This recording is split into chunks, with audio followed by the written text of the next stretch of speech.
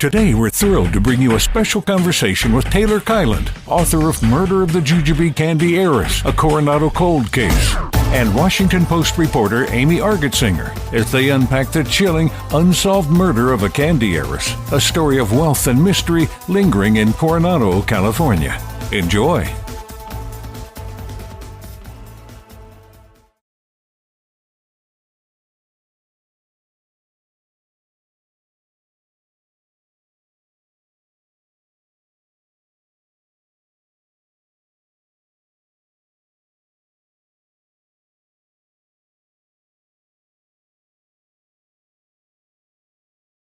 Hello, I'm Amy Argetsinger. I'm a journalist at the Washington Post, and I'm talking today with Taylor Baldwin Kiland, the author of Murder of the Jujube Candy Heiress, a Coronado cold case. Am I pronouncing Jujube correctly, Taylor? Yes, you are pronouncing Jujube correctly, This is something Amy. I've struggled with all my life.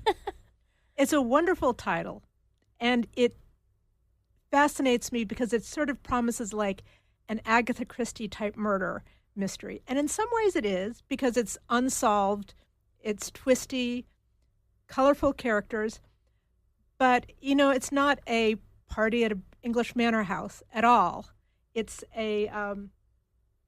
it's kind of a sad story in a lot of ways, with family dysfunction and trauma and many, many layers.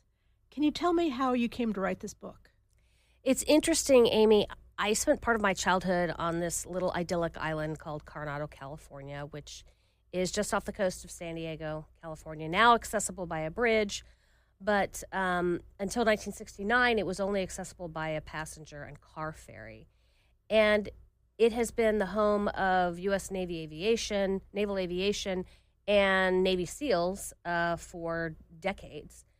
And it has also been a place where my family has lived for 3 generations. And I was at a 4th of July barbecue in 2003, I believe it was. And I was talking about crime in Coronado because I sadly was a victim of crime in Coronado when I was in the Navy, and I was stationed in Coronado in 1992 to 1994. Someone broke into my house and stole my underwear. Like rummaged through your drawers? Yes, and my laundry hamper. And that is all they stole was my underwear. Horrifying. Quite so. Did you ever get your underwear back? I never got my underwear back. And as far as I know, it was never solved. No one was ever caught. And so at this barbecue, I was relaying this story to some of my friends, including Coronado City Councilwoman Susan Keith, who is a longtime resident, multi-generation Coronadan, and family friend. And she said, well, and if you have never heard of the case of the unsolved murder of Ruth Quinn? And I said, no, I've never heard of the story of Ruth Quinn. She said, yes, she was the heiress to the Jujube candy fortune. And she was murdered in 1975 in Coronado, and it's never been solved. And I thought to myself, wow, that's a much better story than my stolen underwear. So it set me off on a journey to discover what happened to Ruth, who she was, how she came to Coronado, and her untimely death, and why it's never been solved. I'm going to ask you more about Ruth in a second, but tell me about Coronado, which I've been to once. And I think it's interesting what you mentioned. It's not just a Navy community, but it also had this degree of isolation for many years because it was off the mainland. What kind of culture did that create, that mixture of a company town and that physical isolation from the rest of San Diego? It created an idyllic community. It was a perfect place to grow up. And it also created an insular community of naval officers, mostly officers, and Marine Corps officers who lived and supported one another. It was a comfortable, it was a warm, intimate community where pretty much everyone knew everybody else. And for kids who grew up there, it was free-range living. You left in the morning on your bike or your skateboard, and you didn't come home until after dinner. And on weekends, you were at the beach having bonfires and going from house to house to house. And Everybody knew where you were because everybody's mothers were in touch with each other. It was a very, very wonderful place to grow up. This is a crime that happened in 1975. Did Coronado still have that kind of like Leave It to Beaver, small town feel about it? It did, but it was changing. Yeah. With the bridge, which was finished in 1969, came the cars and came a lot more money. All of a sudden, the island was more accessible for commuters, and the cost of living went up. It is now the domain of mostly very, very wealthy families and a few military families like mine who have just held on to our homes that we've owned since the 30s, 40s, and 50s. But it has really now turned into a much, much more affluent place. But in the 30s, 40s, 50s, 60s, and pretty much into the 70s and 80s, it was still relatively inexpensive. But by 1975, when this murder happened, it was changing. There were more stoplights coming in, there was more traffic, and there was more money. It's also Southern California in the 70s. A bit of counterculture too, I assume? Absolutely. The Vietnam War was over. In fact, I do mention in this book, one of the last casualties of the Vietnam War was a boy from Coronado. His name was William Neistel, and he was a helicopter pilot, and he was killed in the spring of 1975, around the same time as Ruth Quinn. But yes, it was, the long skirts were being replaced by short skirts. The short hair was being replaced by long hair. So by 1975, the long skirts had been replaced by mini skirts. The short hair on boys had been replaced by long hair. And there was a group of polo players, water polo players, and their high school Spanish teacher who were engaged in a very, very large drug smuggling operation in Coronado. Water polo players. Smuggling drugs. Smuggling drugs. They called themselves the Coronado Company, and they started in the late 60s, early 70s, buying wholesale marijuana, wrapping it in plastic, and swimming it across the border. And they eventually turned it into a $100 million operation with drug smuggling points, importation points up and down the East and West Coast, and they were eventually caught. But in 1975, this was going on. So when I talk about how idyllic Coronado was, there is this dark underbelly, as my friend Margot Rhodes says. And sadly, Ruth Quinn is just one example of that. What drew a candy heiress to live in Coronado? Was she a big socialite? Was this a big social scene for her? Well, she was drawn to Coronado for the reason that many of us are drawn to Coronado, and that's the military. She first came to the island with her husband, Commander Charles Quinn. He was an early naval aviator, which at the time in the 30s, the 20s and 30s, naval aviation was still the domain of a relatively few, like several thousand, and it was still kind of the Wild West of the Navy. They were doing daring things like, landing on aircraft carriers with an arrested landing. And he was stationed at North Island, and that is what brought them to Coronado in the mid-30s. And what kind of life did she live there? She lived the life of a Navy wife, which I think was a little stifling for her. Ruth Quinn was born and raised in affluence in Manhattan. Her grandfather was the founder of the Heide. His name was Henry Heide, and he was the founder of the Heide Candy Company, which was begun in the late 1860s, 1870s, and by the early 1900s, Henry Heide and his company were making millions and millions of Jujubes and Jujyfruits, those hard candies. They're like gummy bears, but they're harder. A lot of people tell me they're hard enough to take a filling out of your mouth. Oh, I agree. They're delicious.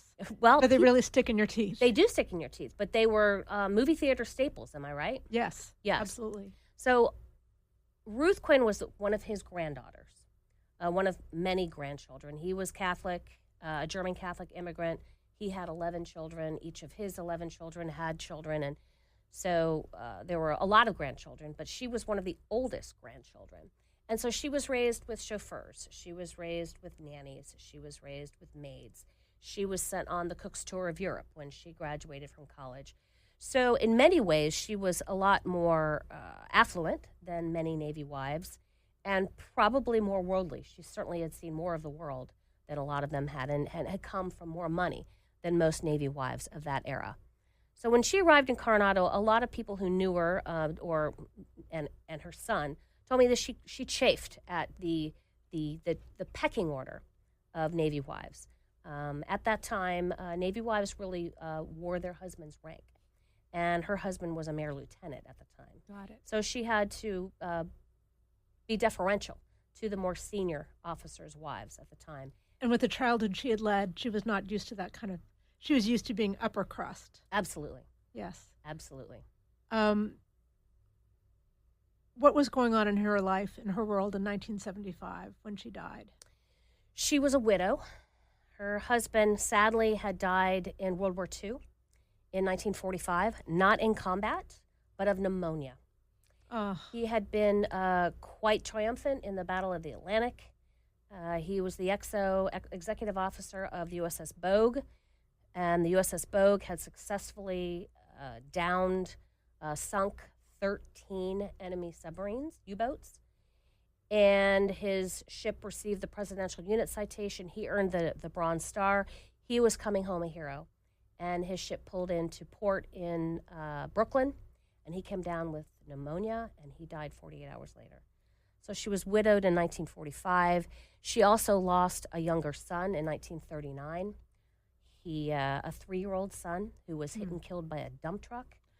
In Coronado. In Coronado, in the house, in front of the house where she lived. So by 1975, she was living on a widow's pension. She was a retired librarian. After her husband died, she went back and received a master's in library science and spent at least 20 years as a librarian in San Diego and Coronado. And she was living out her final years. She was 75 years old. She was born in 1900 and was just living out a quiet life in a rental home in Coronado. So she wasn't living the grand life of a candy heiress, or whatever we might assume that would mean. Exactly. She was an heiress in name only. Right. She had a widow's pension, and she had some securities that she had inherited from her mother, candy securities. When she died, I found out they really were only worth about $200,000. Oh, wow. Certainly enough to buy a nice home, or maybe more than one home in Coronado in 1975, but she was not worth millions. So how was she killed?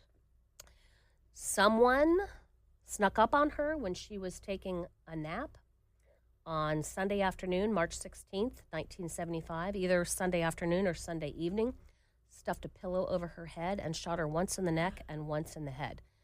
My theory is that the first shot was a mistake, that the first shot was intended to kill her, but it didn't, and the second shot killed her. It almost sounds like an execution. Absolutely. Absolutely. Somebody was very angry. Who are the suspects? The prime suspects are her son, her brother, and a petty thief in town. Wow. What was her relationship with her son? Not good. Really? Not good. Was he local? He was not local. He was living in San Francisco at the time. His name was Chuck Quinn. Mm-hmm. So he was her older son. Sadly, he witnessed his little brother's killing, his little brother's death when he was hit by a dump truck when Chuck was 6 years old and the little boy was 3, which, as Chuck said to me, that death ruined a lot of lives that day. He was in his mid-40s. He was living in San Francisco at the time in 1975. And sadly, Chuck never really became financially independent. And in 1975, he was still asking his mother for a monthly stipend in order to make ends meet. He graduated from college, smart guy, incredibly athletic. I mean, a renowned surfer and skier.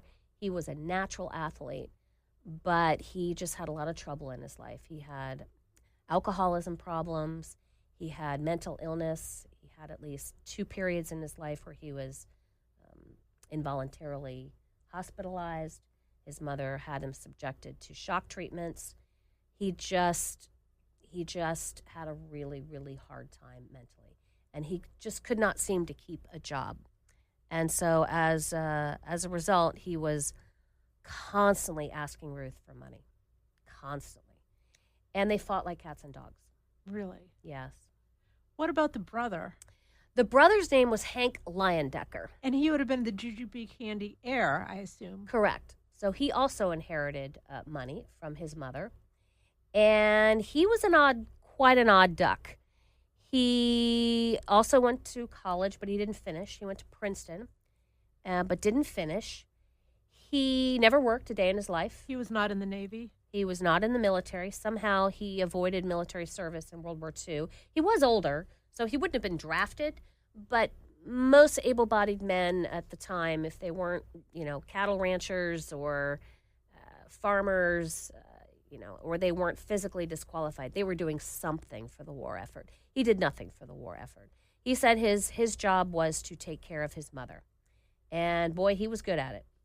He followed his mother out to Coronado in the 50s, I believe. So the mother is the daughter of the Jujube candy. Correct. Fortune. Correct. Yes. And they moved out there to be with Ruth? So Hank Leyendecker and his mother, Johanna Heide Leyendecker, moved out to Coronado in the 40s to be near Ruth and her husband and her children.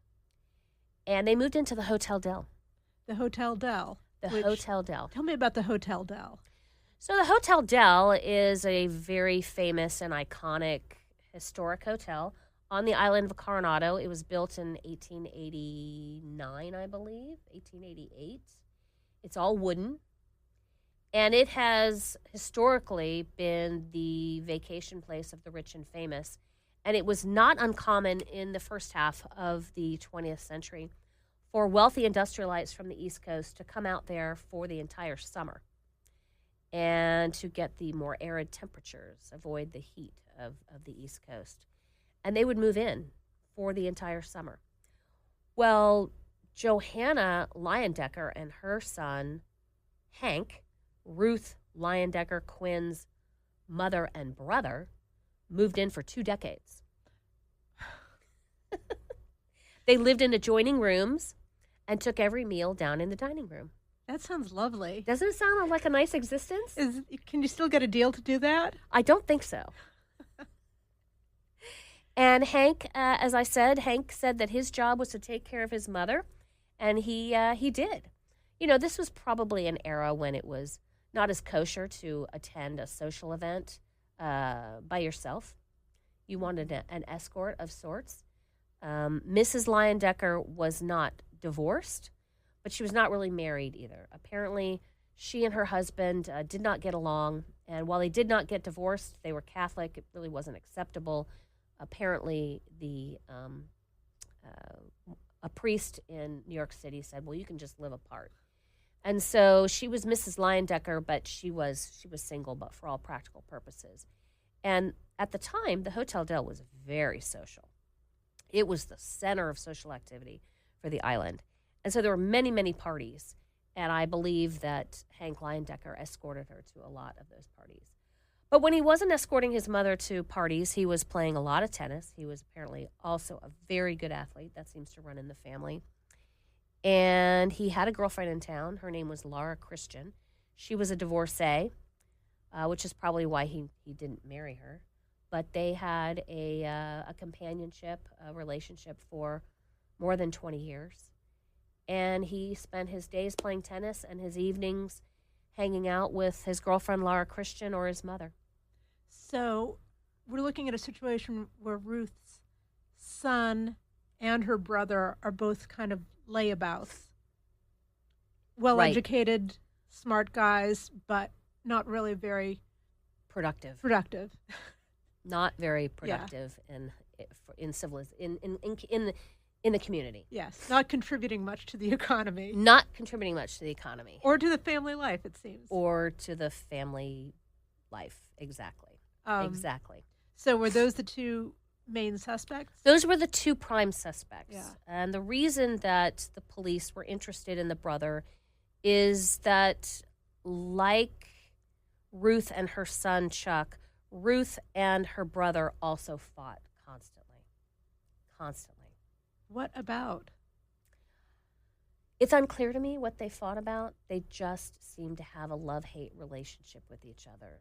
Sadly, whenever Hank needed something, if he was sick, if he needed a meal, he turned to his sister, not his mother. She became the nurturer. But there was this love-hate relationship. And Ruth was known as making fun and poking fun and ridiculing her brother all over town, to his face and behind his back.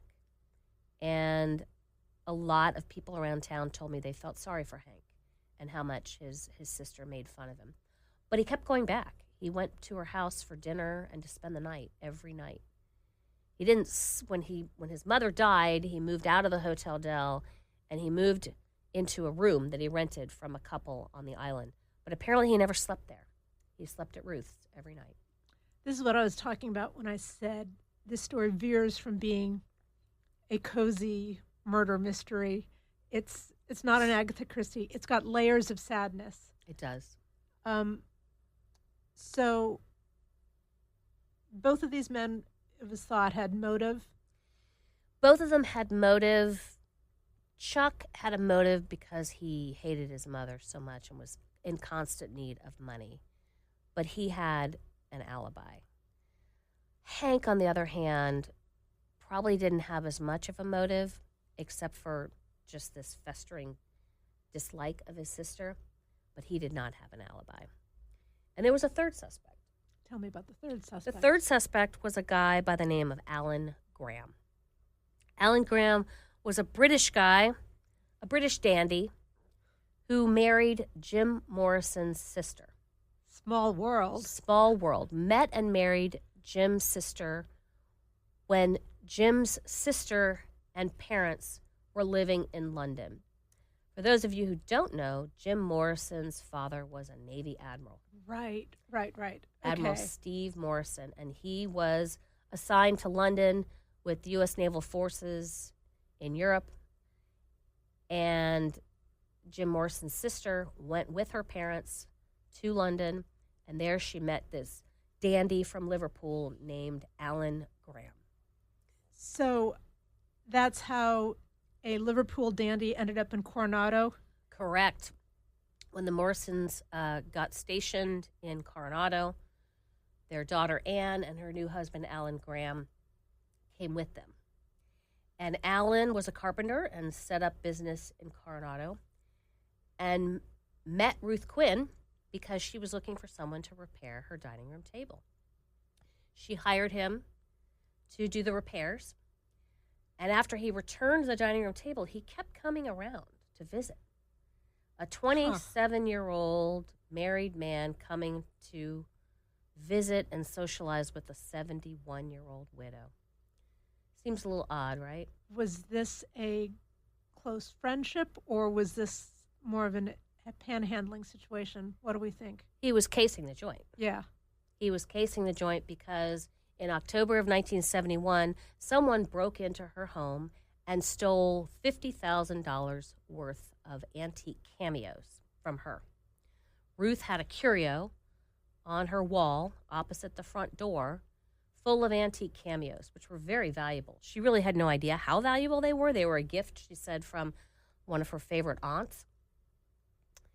And Alan Graham and his accomplices were caught for one of two reasons, and it wasn't clear to me in the research that I did which reason it was. They apparently tried to pawn the cameos in Los Angeles, and the pawn dealer may have been tipped off that they were stolen and called the police. That's reason number one. Reason number two is one of the accomplices was found digging a ditch in the sand at North Beach in Coronado, ostensibly to bury the cache of jewelry. He took the police to his home where they found the jewelry. Alan Graham and his two accomplices, or three accomplices actually, one was a minor bit player, were convicted, and Alan Graham was sent to prison for a year. He was released from jail in 1973. She was murdered 2 years later. So he was questioned because of his connection to the crime and the fact that perhaps his motive was revenge. Wow. He did have an alibi. Okay. But he... there are many people around town who believe that he was capable of murder, if not this murder, other murders. So we've got three strong suspects, or three interesting suspects. Why do we think this case was never solved? Did someone commit the perfect crime here, or was this a lapse of law enforcement? I don't really know the answer to that question, but I will say that of the three suspects, their fingerprints were probably all over the house. They were all known to the murder victim, so finding their fingerprints in the house would not have been unusual. Right. And would not have immediately implicated them. A murder weapon was never found. And I will say that I have been told that the police chief, Chief Art LeBlanc, who showed up at the scene, apparently messed with the crime scene. Several law enforcement told me that he just walked in and immediately started using the telephone, picking up papers all over the house. That and the fact that Hank Leyendecker is the one who, quote unquote, found the body. He arrived at 10:15 p.m., coming to Ruth's house to spend the night, as he did every night, and noticed that the TV was on and the lights were on, which he thought were strange. He found her body, and he shook her. He said he thought she had a heart attack. So he shook her, even though she's covered in blood, and realized that there was something wrong. And so what does he do? He doesn't call the police. He calls Dr. Charles Eaton. Calls like a primary care physician? He calls a primary care physician, the local family doctor in town, beloved. He lived down the street from my grandparents. Everybody loved Dr. Eaton. And Dr. Eaton immediately came over, along with his wife. Then he called his girlfriend, Laura Christian. She came over. Then he called his priest, Father Purcell, and he came over. Dr. Eaton looked at Ruth's body and said, yep, she's dead, and he called police. Was it very obvious to anyone who came on the scene that she had been shot, that this was not natural causes? Well, I wasn't there, but there was blood. There were 2 bullet holes, and she wasn't moving. Yeah, I would say it's pretty obvious that it wasn't a heart attack with all that blood. But by the time the police showed up, there was Hank, his girlfriend, Dr. Eaton, Mrs. Eaton, and Father Purcell wandering around the crime scene. Not exactly a pristine crime scene. Not exactly a pristine crime scene. That is really... And quite honestly, how easy would it be to dispose of a weapon? I mean, all you would have to do is jump in a car, drive over the bridge, and drop it over the side. Right. Or walk to the golf course, which was 1 block from her house, walk to the edge of the water and drop it off. And they never did recover... They never recovered a weapon. How many murders does Coronado have a year? Was this an unusual thing for Coronado to be dealing with a murder? Very unusual. Very unusual. They never have murders there, except for there was a famous one in 2012, which made national news. What was that? That was the case of a woman who was dating a very wealthy guy who was found hanging outside his house naked with her arms tied behind her back. Did that one make it onto Dateline NBC? I think it made national news everywhere. Wow. And apparently they determined that it was a suicide. Huh. Which I don't really believe. I don't think many people do, but... do you think or hope your book will reactivate this case, cause it to be opened up? Will there be any reaction to it in Coronado? Will they reopen this cold case? This case actually has been reopened. Recently? In the last year. As a result of your questions? Nothing to do with my book or my investigation. I did meet with the cold case detectives, and they're a relatively new team, and they are going back and looking at a lot of their very old cases.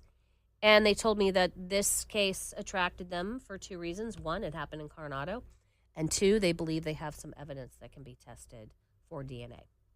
But as the cold case detective said to me, even if we find a match, we would still have to place the suspect at the scene of the crime. And this is also a crime that happened 50 years ago. The likelihood of finding, are any of the suspects still alive? The brother, Hank Leindecter, died in 1984. Okay.